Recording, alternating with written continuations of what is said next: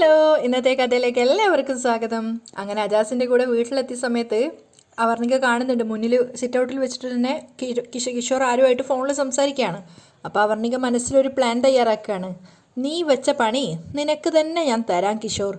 അത് മനസ്സിൽ വെച്ചുകൊണ്ട് തന്നെ പെട്ടെന്ന് തന്നെ അജാസ് ചോദിക്കുന്നുണ്ട്, അല്ല വീടെത്തി ഇറങ്ങുന്നില്ലേ? അപ്പം അവർണിക ചോദിക്കുന്നുണ്ട്, അജാസ് ഒന്ന് പുറത്തേക്ക് ഇറങ്ങാമോ? എന്തിന്? കിഷോർ എൻ്റെ കാറ് കണ്ടാൽ തന്നെ പേടിക്കും, പുതിയ കൊട്ടേഷനാണെന്ന് തെറ്റിദ്ധരിക്കും. അത് കേട്ടപ്പോൾ അവർണിക ചിരിക്കുകയാണ്. അതിനുശേഷം പറയുന്നുണ്ട്, അവനിട്ടൊരു കൊട്ടേഷൻ കൊടുക്കാൻ തന്നെയാ എൻ്റെ തീരുമാനം. അയ്യോ, അടി കൊള്ളുന്ന അവന് നാണയില്ലെങ്കിലും അടിക്കുന്ന എനിക്ക് കുറച്ച് നാണമുണ്ട്. അജാസ് തമാശയാക്കിക്കൊണ്ട് പറയാണ്. അത് കേട്ടപ്പോൾ അവർണിക പൊട്ടിച്ചിരിക്കുന്നുണ്ട്. കിഷോർ ആ കാഴ്ചയാണ് കാണുന്നത്. ഇവൾ ഇത്രമാത്രം ചിരിക്കാൻ ആ മണ്ടൻ എന്ത് കോമഡി ആയിരിക്കും പറഞ്ഞിട്ടുണ്ടാവുക എന്നൊക്കെയാണ് കിഷോർ ചിന്തിക്കുന്നത്. എന്നാ വാ ഇറങ്ങാം എന്ന് പറഞ്ഞുകൊണ്ട് അജാസ് അവർണികയെ സപ്പോർട്ട് ചെയ്തിട്ട് കാറിൽ നിന്ന് പുറത്തേക്ക് ഇറങ്ങുകയാണ്. അവർ രണ്ടുപേരും ഇറങ്ങിയ കണ്ടപ്പോൾ തന്നെ കിഷോർ വേഗം അവിടെ ഒരു തൂണിന് മറവിൽ ഒളിച്ചു നിൽക്കുകയാണ്. അപ്പം അവർണിക അജാസിനരികിലേക്ക് വന്നിട്ട് ശബ്ദം താഴ്ത്തിയിട്ട് പറയുന്നുണ്ട്, ഞാൻ ചില നമ്പറുകളൊക്കെ ഇടും, എന്നെ തെറ്റിദ്ധരിച്ചേക്കരുത്. പെട്ടെന്ന് തന്നെ അജാസ് പറയുന്നുണ്ട്, ഓ പണി എന്താണെന്ന് എനിക്ക് ഊഹിക്കാം. കിഷോർ തൂണിന് മറവിൽ മറഞ്ഞു നിൽക്കുന്നത് ഞാൻ കണ്ടു. അത് കേട്ടപ്പോൾ അവർണിക ചിരിക്കുകയാണ്. ആഹാ.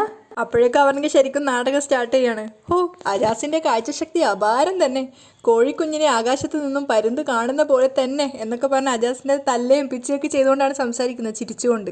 അജാസിൻ്റെ തോളിലൊക്കെ കൈവിട്ട് വെച്ചുകൊണ്ടാണ് സംസാരിക്കുന്നത്. ഇതൊക്കെ കാണുമ്പോൾ കിഷോർ ഇങ്ങനെ ഞെട്ടിത്തെറിച്ച് നിൽക്കുകയാണ്. അതും അജാസിനെ പോലെ ഒരാളുമായിട്ട് അവർണിക കൂട്ടുകയെന്ന് കണ്ടപ്പോൾ തന്നെ. അപ്പം അജാസും അതുപോലെ തന്നെ അവർണികയുടെ തലയിലൊക്കെ കൈവച്ചുകൊണ്ട് ചോദിക്കുന്നുണ്ട്, ഈ ബുദ്ധി ഗീത ഉപദേശിച്ച് തന്നതായിരിക്കും അല്ലേ? അത് കേട്ടപ്പം അവർണിക വെറുതെ ചിരിക്കുകയാണ്. കിഷോറിനെ സംശയിപ്പിക്കുക, ആ ഒരു അജണ്ട മാത്രമേ അവർക്ക് രണ്ടുപേർക്കുള്ളൂ. അപ്പം അവർണിക പറയുന്നുണ്ട്, ആ ചെവി ഇങ്ങ് കൊണ്ടുപോവാ. എങ്ങനെ?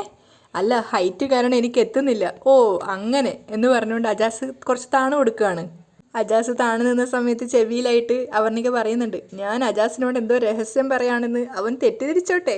ഓ നൈസ് നൈസ് നൈസ്. വെറുതെ അജാസ് കൂടെ സപ്പോർട്ട് ചെയ്യുകയാണ്. അവർ രണ്ടുപേരും എന്തൊക്കെയോ കോമഡി പറയുന്നുള്ള രീതിയിൽ പൊട്ടി ചിരിച്ച് സംസാരിക്കുകയും ദേഹത്ത് പരസ്പരം അടിക്കുകയൊക്കെ ചെയ്യാണ്. ഇതൊക്കെ കാണുന്തോറും കിഷോറിന് ഇങ്ങനെ ക്ഷമ നശിച്ചുകൊണ്ടിരിക്കുകയാണ്. അവർണിക നോക്കുന്ന സമയത്ത് അജാസിൻ്റെ ഷർട്ടിൻ്റെ മേലത്തെ ബട്ടൺ ഓപ്പൺ ആയിരുന്നു. അപ്പം അത് പെട്ടെന്ന് അവൻ്റെ ദേഹത്ത് കഴിച്ച സമയത്ത് അവനൊരു നിമിഷം ഒന്ന് സ്റ്റെക്കാവാണ്. എന്നിട്ട് ചുറ്റിലും നോക്കുകയാണ് ആരെങ്കിലും കാണുന്നുണ്ടോ. അപ്പോൾ അവർണിക ശബ്ദം താഴ്ത്തി പറയുന്നുണ്ട്, ഇത് ഓപ്പൺ ആയത് നന്നായി, ഞാനിതൊന്ന് ഇടുന്നത് അവൻ കാണട്ടെ.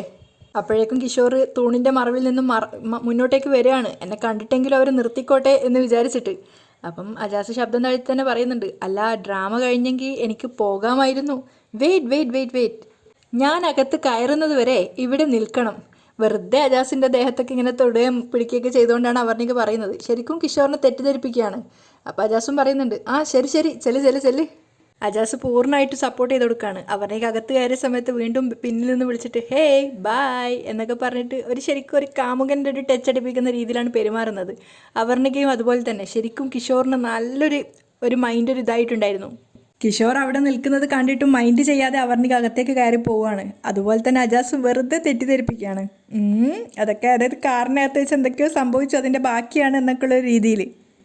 അജാസ് കാറിലേക്ക് കയറുന്ന സമയത്ത് കിഷോർ പേടിയോടുകൂടി നിൽക്കുകയാണ്. കാരണം അജാസിൻ്റെ അരികിലേക്ക് പോകാൻ ധൈര്യമില്ല. അപ്പോൾ സ്വയം പറയുന്നുണ്ട്, അന്യൻ്റെ ഭാര്യയെ തട്ടിയെടുക്കാൻ ശ്രമിക്കുന്ന നീചൻ, ഇവനൊക്കെ നാണമുണ്ടോടാ എന്നൊക്കെ ഇങ്ങനെ സ്വയം ചോദിച്ച് സമാധാനിക്കുകയാണ്. അപ്പോഴേക്കും അജാസ് വണ്ടി എടുത്തിട്ട് പോയിട്ടുണ്ടായിരുന്നു. കൊടുത്താൽ കൊല്ലത്തും കിട്ടുമെന്ന് കേട്ടിട്ടുണ്ട്. ഗീതുവിനിട്ട് കൊടുത്ത പണിയാണോ അജാസ് ഇപ്പോൾ എനിക്ക് തിരിച്ചു തരുന്നത്? കിഷോറിന് തോന്നായികയില്ല. സ്വയം ഉരുകിക്കൊണ്ട് കിഷോർ അവിടെ നിൽക്കുകയാണ്. അതേസമയം മുറിയിലെത്തിയപ്പോൾ അവർണിക ചിന്തിക്കുന്നുണ്ട്, പാർട്ട്ണറെ സംശയിച്ചുകൊണ്ട് സ്വയം ഒരുകി ജീവിക്കുന്ന വേദന നീയും മനസ്സിലാക്ക് കിഷോർ. ദൈവം അറിഞ്ഞുകൊണ്ടാ ഇന്നെനിക്ക് കാർ എടുക്കാൻ തോന്നാതിരുന്നത്. അപ്പോഴേക്കും കിഷോർ പിന്നാലെ എത്തുകയാണ് മുറിയിലേക്ക്.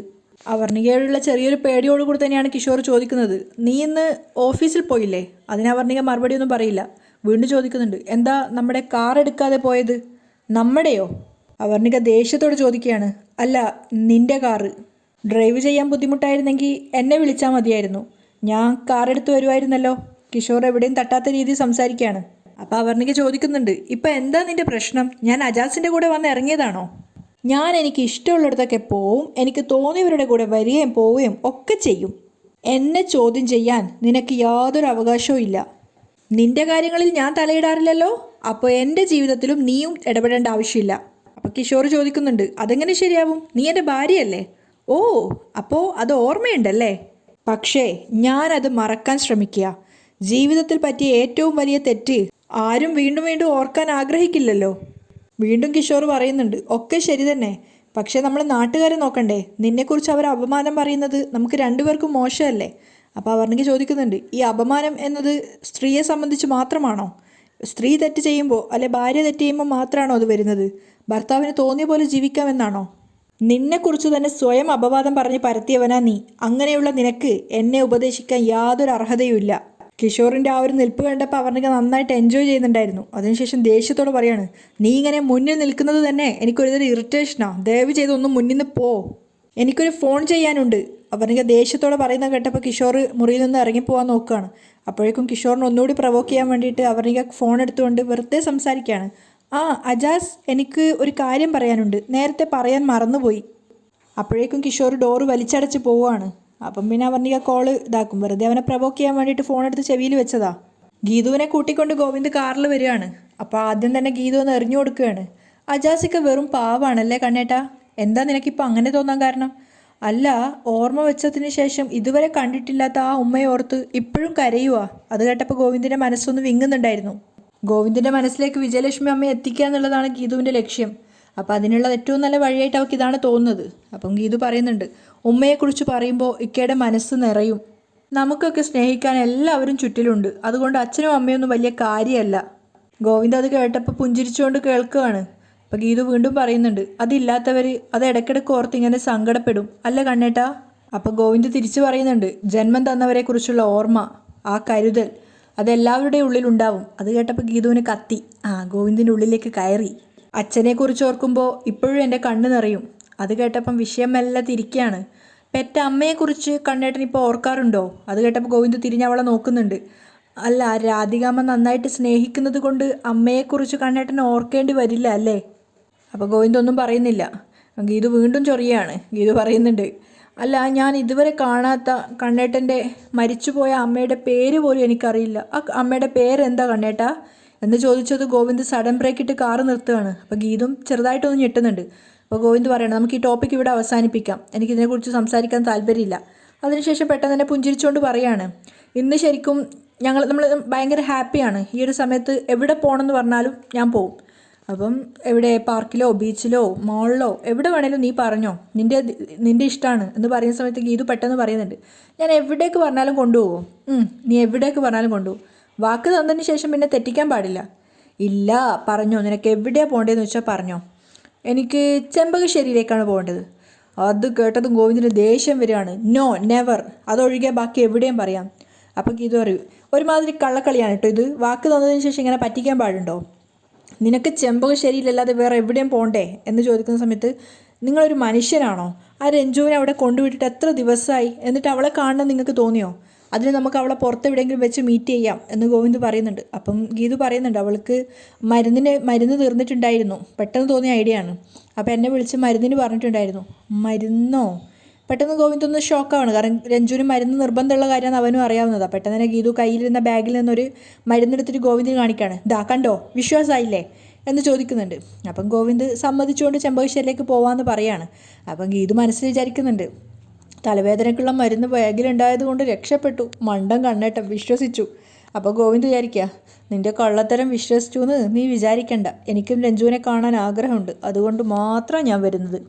പക്ഷേ ചെമ്പകശ്ശേരിയിൽ എത്തിയപ്പോൾ തന്നെ ഗോവിന്ദ് പറയുന്നുണ്ട്, ഞാൻ പുറത്തേക്ക് ഇറങ്ങില്ല, നീ പോയിട്ട് രഞ്ജുവിനോട് ഇങ്ങോട്ടേക്ക് വരാൻ പറ. ഓ ശരി എന്നും പറഞ്ഞുകൊണ്ട് ഗീതു ഇറങ്ങുകയാണ്. അപ്പം രണ്ടുപേരും കാറിൽ വരുന്ന ശബ്ദം കേട്ടിട്ട് വിജയലക്ഷ്മി പെട്ടെന്ന് തന്നെ പുറത്തേക്ക് വരുന്നുണ്ട്. രണ്ടുപേരും കാറിൽ കണ്ടപ്പോൾ അവരെ മനസ്സ് നിറയാണ്. അപ്പം അകത്തേക്ക് കയറാൻ വേണ്ടി പറയുന്ന സമയത്ത് ഗീതു പറയുന്നുണ്ട്, നിങ്ങളെ ബയോളജിക്കൽ സണ്ണിനെയും കൊണ്ടാണ് ഞാൻ വന്നിരിക്കുന്നത്. ഇനി സാധാരണ ചെയ്യുന്നത് പോലെ ഇവിടെ വന്നിട്ട് അടിയുണ്ടാക്കണം. ഇനി നാടകം കളിക്കാനോ? അയ്യോ, അന്നത്തെ പോലത്തെ നാടകമല്ലേ, അത് കളിക്കണ്ട, അത് നിങ്ങൾ ചെയ്യാതിരിക്കുന്നത് നല്ലത്. നമുക്ക് നല്ല ജനറേഷൻ ഗ്യാപ്പ് ഉണ്ട്.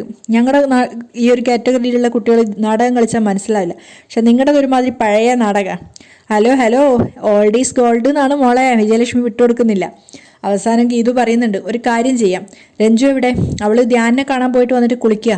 ശരി, തൽക്കാലം അവൾ കിടക്കുകയാണെന്ന് ഞാൻ പറയാം. അപ്പം നിങ്ങളൊരു കാര്യം ചെയ്തണം, അകത്ത് വന്നു കഴിഞ്ഞാൽ കണ്ണേട്ടനായിട്ട് സംസാരിക്കുന്ന കാര്യം ഏറ്റെടുത്തോളണം. എന്നെക്കൊണ്ട് പറ്റുമോ? അയ്യോ, നിങ്ങളിങ്ങനെ പേടിക്കല്ലേ എന്ന് പറഞ്ഞുകൊണ്ട് ഗീതു പുറത്തേക്ക് പോകണം. അപ്പം ഗോവിന്ദ് ചോദിക്കുന്നുണ്ട്, രഞ്ജു എവിടെയെന്ന്. അവൾക്ക് വയ്യ, അവൾ കിടക്കുകയാണ്, തലവേദനിക്കുന്നു എന്ന് പറഞ്ഞു. അപ്പോൾ അത് കേട്ടപ്പോൾ ഗോവിന്ദിന് പെട്ടെന്ന് പരിഭ്രമാവാണ്. അപ്പം അകത്തേക്ക് പോയിട്ട് കാണാം എന്ന് പറയുന്ന സമയത്ത് ഗോവിന്ദ് അവസാനം ഇറങ്ങുകയാണ്. അപ്പോൾ വിജയലക്ഷ്മിക്ക് തന്നെ അത്ഭുതം തോന്നുകയാണ്. ഇവൾ എന്ത് മറിമായം കാണിച്ചിട്ടായിരിക്കും ഇങ്ങനെയൊക്കെ ചെയ്യുന്നത്. കാരണം ഗോവിന്ദ് അങ്ങോട്ടേക്ക് വരും, ചെമ്പകശ്ശേരി വീട്ടിലേക്ക് കയറുന്നു പോലും വിജയലക്ഷ്മിക്ക് ഒരു പ്രതീക്ഷയുണ്ടായിരുന്നില്ല. അപ്പം ഗീതുവിന് പിന്നാലെ ഗോവിന്ദ് വരുന്ന കണ്ടപ്പം വിജയലക്ഷ്മിയുടെ മനസ്സ് നിറയാണ്. അങ്ങനെ അകത്തേക്ക് ഉമ്മറത്തേക്ക് എത്തിയ സമയത്ത് ഗോവിന്ദ് ഇങ്ങനെ സ്റ്റക്കായിട്ട് നിൽക്കുമ്പം വിജയലക്ഷ്മി വിളിക്കുന്നുണ്ട്, വാ മോനെ അകത്തേക്ക് കയറാമെന്നൊക്കെ പറയുമ്പം ഗോവിന്ദ് ഇടഞ്ഞ കാളയെ പോലെ നിൽക്കുകയാണ്. അപ്പം ഗീതു മെല്ലെ കണ്ണോട് കാണിക്കുന്നുണ്ട്, അകത്തേക്ക് കയറ് അകത്തേക്ക് കയറ്. അപ്പം എങ്ങനെയൊക്കെ വിജയലക്ഷ്മി അകത്തേക്ക് കയറിയതിന് പിന്നാലെ തന്നെ ഗീതു ഗോവിന്ദിനെയും കൊണ്ട് അകത്തേക്ക് കയറുന്നുണ്ട്. അതിനുശേഷം രണ്ടുപേരെ ഒറ്റക്കാക്കാൻ വേണ്ടി ഗീതു പെട്ടെന്ന് പറയും, ഞാനൊന്ന് രഞ്ജുവിനെ കണ്ടിട്ട് വരാം കേട്ടോ എന്ന് പറഞ്ഞുകൊണ്ട് പോകുന്നുണ്ട്. ഗീതു എന്ന് ഗോവിന്ദ് വിളിക്കുമ്പോഴേക്കും ഗീതു വേഗം അകത്തേക്ക് ഓടി രക്ഷപ്പെടും. പക്ഷേ അവളവിടെ ഒളിച്ചു നിന്ന് നോക്കുന്നുണ്ടായിരുന്നു. അമ്മയും മോനും ഒന്നും മിണ്ടാതെ പരസ്പരം നിൽക്കുകയാണ്. ഇനി എന്തുകൊണ്ടായിരിക്കും ഇവർ മിണ്ടാത്തത്, ഞാനുള്ളത് കൊണ്ടായിരിക്കുമോ എന്നൊക്കെ ഗീതു ഇങ്ങനെ വിചാരിക്കുന്നുണ്ട്. കുറച്ച് നേരത്തിന് ശേഷം വിജയലക്ഷ്മി പറയുന്നുണ്ട്, രഞ്ജുവിൻ്റെ മുറി കുറച്ച് ഉള്ളോട്ടാണ്, അതുകൊണ്ട് ഗീതുവിനെ വിളിച്ചാൽ കേൾക്കില്ല. കാരണം ഗോവിന്ദ് ഇങ്ങനെ ഗീതു ഗീതു എന്ന് വിളിക്കുന്ന സമയത്ത് വേഗം വിജയലക്ഷ്മി അറിയാണ്, ഓ ചെമ്പകശ്ശേരി പിന്നെ എനിക്ക് അറിയാത്ത വീടാണല്ലോ എന്ന് തിരിച്ച് ഗോവിന്ദ് പറയുന്ന സമയത്ത് വിജയലക്ഷ്മിക്ക് അത് കേട്ടപ്പോൾ ഒത്തിരി സന്തോഷമാവാണ്. അപ്പം ഒന്നും മറന്നിട്ടില്ല അല്ലേ എന്നൊരർത്ഥത്തിൽ. പിന്നെ കുറച്ച് നേരത്തെ നിശബ്ദതയ്ക്ക് ശേഷം പിന്നെ ഗോവിന്ദ് വീണ്ടും ചോദിക്കുകയാണ്, അവൾക്കിങ്ങനെ ഇടയ്ക്കിടയ്ക്ക് തലവേദന വരാറുണ്ടോ? അപ്പം ഇല്ല, അങ്ങനെ വരാറൊന്നുമില്ല. പിന്നെയും കുറച്ച് കഴിഞ്ഞപ്പം ഗോവിന്ദ് പറയുന്നുണ്ട്, അവൾക്ക് എന്തെങ്കിലും ബുദ്ധിമുട്ട് വരികയാണെങ്കിൽ എന്നെ വിളിച്ചോ, ഞാൻ വന്നോളാം. അപ്പം തിരിച്ച് വിജയലക്ഷ്മി ചോദിക്കുന്നുണ്ട്, അതിന് ഞാൻ നിന്നെ വിളിച്ചാൽ നീ ഫോൺ എടുക്കില്ലല്ലോ, എടുക്കോ ഇനി ഞാൻ വിളിച്ചാൽ എന്ന് ചോദിക്കുന്നുണ്ട്. അപ്പോൾ ഗീതു ഇതൊക്കെ ആസ്വദിച്ചുകൊണ്ട് മാറി നിൽക്കുകയാണ്. അപ്പോഴും ഗോവിന്ദ് പറയുന്നുണ്ട്, ഇല്ല നിങ്ങൾ വിളിച്ചാൽ ഞാൻ എടുക്കില്ല, പക്ഷേ രഞ്ജു എന്ന മെസ്സേജ് ടൈപ്പ് ചെയ്തിട്ട് വിളിച്ചാൽ മതി, അങ്ങനെയാകുമ്പോൾ ഞാൻ തിരിച്ച് വിളിച്ചോളാം, പക്ഷെ വേറൊരു ആവശ്യത്തിന് മെസ്സേജ് ഇട്ട് പോവരുത്. അപ്പം തിരിച്ച് വിജയലക്ഷ്മി ചോദിക്കുന്നുണ്ട്, എനിക്കൊരു വയ്യായിക വന്നാൽ അറിയിക്കുന്നതിൽ തെറ്റുണ്ടോ? അത് കേട്ടപ്പോൾ ഗോവിന്ദിൻ്റെ ഉള്ളിൽ പിടക്കുകയാണ്. അവൻ സങ്കടത്തോടെ അമ്മയെ നോക്കുന്നുണ്ട്. അതിനുശേഷം അവരോട് സങ്കടത്തോടുകൂടി അല്ലെ ദയനീയമായി തന്നെ ചോദിക്കുകയാണ്, നിങ്ങൾക്ക് എന്തെങ്കിലും ബുദ്ധിമുട്ടുണ്ടോ, വയ്യായിക ഉണ്ടോ? അത് കേട്ടപ്പോൾ ശരിക്കും വിജയലക്ഷ്മിക്ക് അത്ഭുതമാവുകയാണ്. അവർ തിരിച്ചു പറയുന്നുണ്ട്, എൻ്റെ പ്രശ്നങ്ങളൊക്കെ നിൻ്റെ ഭാര്യയ്ക്കറിയാം. അപ്പോൾ ഗോവിന്ദ് തിരിച്ചു പറയാണ്, ശരി ഞാൻ ചോദിച്ചോളാം. അത് കേട്ടപ്പോൾ അവർ നിറഞ്ഞ കണ്ണുകളോടെ തലയാട്ടുകയാണ്. അപ്പം ഗോവിന്ദ് മുഖത്ത് നോക്കാതെ പറയുന്നുണ്ട്, നിങ്ങൾക്ക് ആരോഗ്യപരമായിട്ട് എന്തെങ്കിലും ബുദ്ധിമുട്ടുകൾ ഉണ്ടെങ്കിൽ എന്നെ അറിയിക്കാം. അത് കേട്ടപ്പം വിജയലക്ഷ്മി അതിശയത്തോടെ മകനെ നോക്കുകയാണ്. ഗീതുവിനാണെങ്കിൽ ഉള്ളിൽ നിറയെ സന്തോഷം വരികയാണ് ആ ഒരു അടുപ്പം കാണുന്ന സമയത്ത്. അതിനുശേഷം ഗോവിന്ദ് പറയുന്നുണ്ട്, പക്ഷേ അതെന്നും വിളിക്കാനുള്ള ലൈസൻസ് ആക്കരുത്. അപ്പം നിറഞ്ഞ കണ്ണുകളോടെ തന്നെ തലതാഴ്ത്തിയിട്ട് വിജയലക്ഷ്മി സമ്മതിക്കുകയാണ്. ഇല്ല, ഇതുപോലും ഞാൻ പ്രതീക്ഷിച്ചില്ല. നിറഞ്ഞ കണ്ണുകളോടെ അവർ ഗീതുവിനെ നോക്കുകയാണ്. ഇത്രയും എൻ്റെ മോൻ എന്നോട് സംസാരിച്ചു എന്നുള്ളൊരു സന്തോഷത്തിൽ. പക്ഷെ ഗോവിന്ദിൻ്റെ ഉള്ളിൽ ഒരുപാട് തേങ്ങുന്നുണ്ടായിരുന്നു.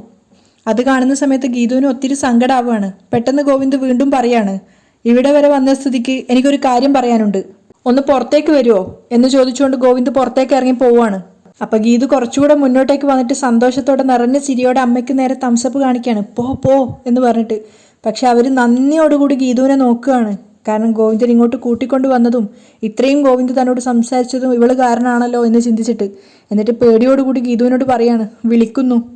അപ്പം ഗീതു നിറഞ്ഞ സന്തോഷത്തോടെ പറയുന്നുണ്ട്, പോ പെട്ടെന്ന്. അങ്ങനെ പേടിയോടുകൂടി വിജയലക്ഷ്മി ഗോവിന്ദിൻ്റെ അരികിലേക്ക് പോവുകയാണ്. അവിടെയാണ് ഇന്നത്തെ എപ്പിസോഡ് വൈൻഡപ്പ് ചെയ്യുന്നത്.